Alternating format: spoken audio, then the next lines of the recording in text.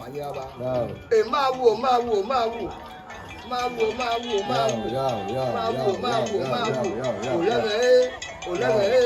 Olege bí olege tẹ̀tí àtòwò kẹ́kẹ́ àyàká.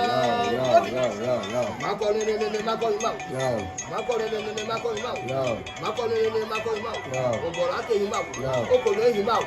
Àtọ̀kẹ́ rà pa àbùkù ẹ̀ jẹ́ màá. Yẹ́lẹ̀.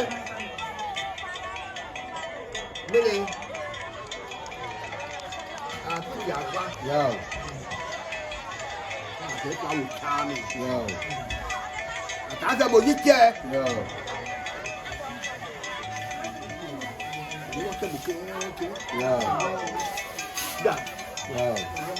Ẹ àti ẹ̀ ló gbé.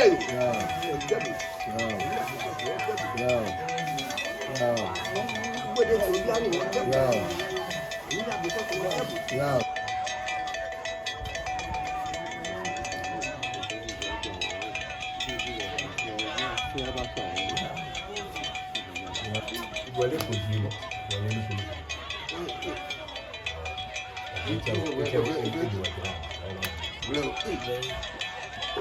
Ilé iṣẹ́ wo náà?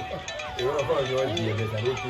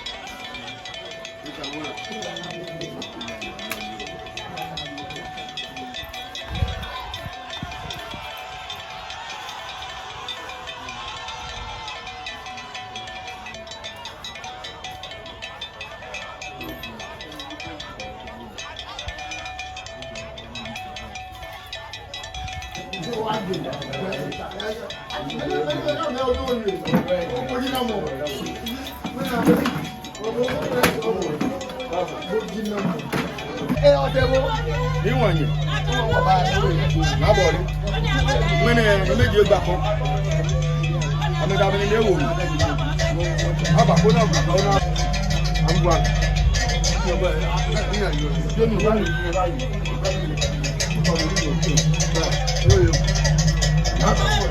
Nípa dáhùn ẹbí ẹ̀hún ẹ̀mú nígbà mi gbọ́ ẹ̀.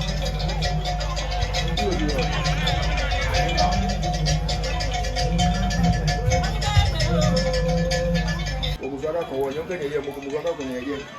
Lọ́nù ọ̀bà àmọ́ òdi wà láàyè, ṣíká, ká lé iná, ìrètò lọ́ọ̀kù, ìfúfú, ìlàkù, létò ẹ̀rọ àmọ̀gbẹ̀ ògùn ẹ̀yẹ. Ọ̀gbẹ́ mú inú àfẹ́sọ̀ nínú èyí, oníwàlà, àfẹ́wọ̀.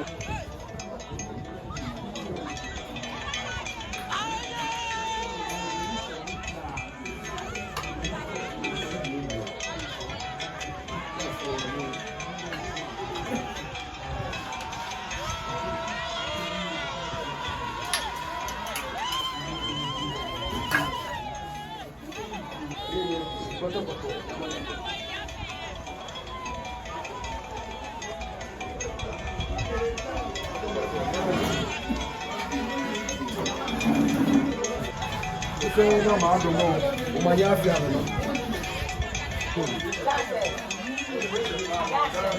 Ìwádàá tó fi ẹ̀dọ́.